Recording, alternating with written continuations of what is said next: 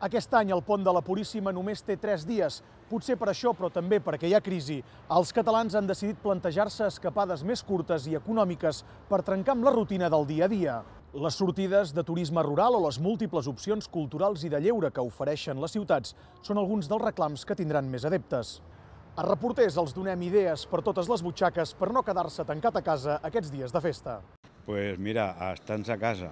Justament vinc de signar l'acomiadament de l'empresa. Hem notat una mica la quantitat de dies o la quantitat de diners que la gent ho va reduint una mica. El fet que els catalans entenem que les vacances no deixen de ser gairebé un fet imprescindible. El pont de la Puríssima és una bona data per gaudir amb la família, amb la parella o amb els amics d'uns dies de descans. Però aquest any serà una mica diferent.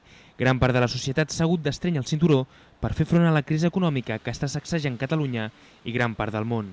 Des de reporters hem pogut comprovar de quina manera afrontaran els ciutadans el pont de la Puríssima. Pues res, perquè soc jubilat i les coses no estan per gastar i per d'això. Ui, res, a casa. I això? Per què? Perquè no n'hi ha. Sí, ja són jubilats i ja no n'hi ha. La cosa està molt malament. Pues mira, estant a casa. Justament vinc de signar l'acomiadament de l'empresa. O sigui que no hi haurà sortida de pont de la Puríssima. I ja veurem si n'hi haurà algun pont més. Les agències de viatges s'han adequat a les exigències de la societat. Per això, han canviat el seu model de negoci i ara ofereixen uns preus més agressius pel pont de la Puríssima. A veure, és cert que s'ha notat a tots els sectors. Aquí, afortunadament, la gent, deixar de viatjar no deixa de viatjar. Hem notat una mica la quantitat de dies o la quantitat de diners que la gent ho va reduint una mica. La Fundació Pere Tarrés és una de les organitzacions que s'encarreguen de gestionar més de 140 cases rurals de colònies i albergs d'arreu de Catalunya.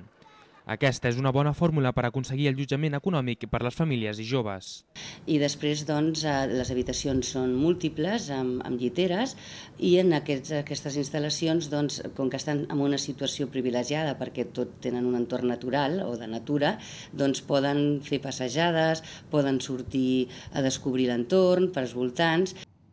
El cert és que un cap de setmana en una de les cases que estan al catàleg de la Fundació Pere Tarrés pot sortir per un preu molt assequible. Els preus també és molt important perquè, clar, evidentment, els preus són més assequibles que no pas en un hotel, perquè la pensió completa, doncs, als adults els pot costar 35 amb 65 euros, als nens fins a 17 anys uns 27 euros, als més petits de 5 anyets uns 13 amb 50 i de 2 a 5 anys són gratuïts. Doncs, clar, això són uns preus que actualment, en l'època que estem de crisi, doncs el que fa és afavorir que no deixin de sortir.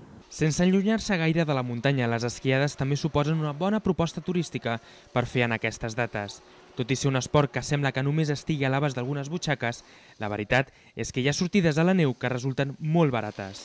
Per exemple, nosaltres tenim una oferta a Andorra, que és un paquet de 3 nits d'hotel i els 3 dies de forfet, i està sortint a Andorra des de 177 euros. Clar, depenent de la categoria de l'hotel i dels dies que estiguin, varia una mica menys o més el preu, però sobre aquests preus ronden. És a dir, no puja els 200 euros per persona, són preus bastant raonables.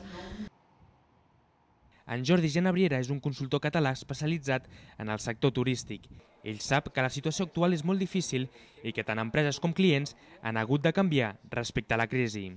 Això és fruit, entre altres moltes coses, el fet que els catalans entenem que les vacances no deixen de ser gairebé un fet imprescindible del nostre dia a dia. Per tant, tot i que en aquest pont de la Puríssima anirem més a prop i anirem menys dies, la majoria de catalans aprofitaran per passar uns dies d'oci fora de casa seva. I qui no vulgui gastar-se diners en fer turisme per Catalunya, proposem una ruta per Barcelona. La Mercè Vallejo coneix els racons més insòlits de la ciutat. Què tal, Mercè? Molt bé, moltes gràcies per convidar-me que us faci una mica de ruta per aquests carrers d'aquí del barri gòtic. Què et sembla si comencem per la plaça de Sant Felip Neri i entrarem pel carrer de Montjuïc del Bisbe, que és molt bonic? Quan entres a aquesta plaça veus un racó molt acollidor, amb la seva font romàntica, i si la mires al voltant sembla com que sigui una plaça molt antiga, molt enclavada dintre del cor del gòtic de Barcelona. De fet, aquesta plaça, com a tal, data dels anys 50. En les parets de l'església de la plaça de Sant Felip Neri hi trobem alguns dels rastres més vius dels bombardejos que hi va haver durant la Guerra Civil. El 30 de gener de 1938, l'aviació franquista va deixar anar 2 bombes al mig de la plaça. I aquestes bombes van esfondrar la plaça i també van esfondrar el sostre del soterrani de la sagristia de l'església, on s'havien refugiat, com si fos un refugi antiaeri, més de 40 persones. Fins a mitja alçada hi ha uns senyals de metralla bastant evidents, que són un record de la guerra. I continuant per aquesta curiosa ruta pels racons més desconeguts del barri gòtic, arribem a la baixada de Santa Eulàlia. Diu la llegenda que l'emperador de Dacià va condemnar la santa a 13 suplicis, un dels quals era posar-la dintre d'una bota plena de vidres trencats i ganivets esmolats i fer-la rodolar fins a baix d'aquest carrer. I a pocs metres d'aquest carreró es pot arribar a una de les places més conegudes de Barcelona, la plaça del Pi. La rosassa d'aquesta església no és l'original, però és exactament igual que la primera que es va construir al segle XIV. És una de les més emblemàtiques de Barcelona, encara que de moment no ha sortit a gaires novel·les, però és una església molt bonica, val la pena molt visitar-la perquè és molt gran. La rosassa que hi podem veure coronant el timpà és considerada una de les més grans d'Europa. Jujol, un dia que donava classes d'art, va venir amb els seus alumnes i com a deures els va posar que copiessin la rosassa, això, òbviament, abans dels bombardeigs. Per tant, quan es va haver de reconstruir, es tenien els dibuixos exactes de tal com era i s'ha pogut fer exactament tal com era.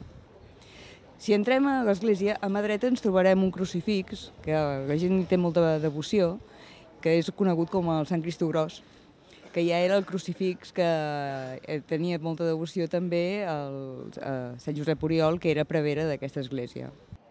Per acabar amb aquesta pintoresca visita per una de les zones amb més màgia de Barcelona, arribem al carrer Petritxol. No sabem per què es diu Petritxol. Hi ha diverses opinions, si era Pedritxol, perquè hi havia un pedrís que impedia que passessin els carruatges al començament. Quan es va obrir aquest carrer, que està documentat cap al segle XV, doncs la gent venia cap aquí i s'anava a missa al Pi.